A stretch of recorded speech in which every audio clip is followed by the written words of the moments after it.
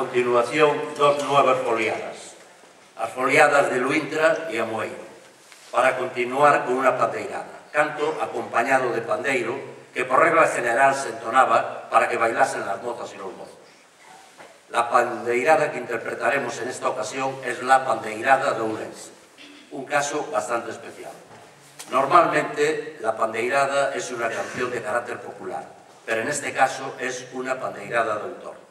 La letra y la música es de Manuel de Dios, exdirector de la Coral de Ruada, que enterramos hace 15 días.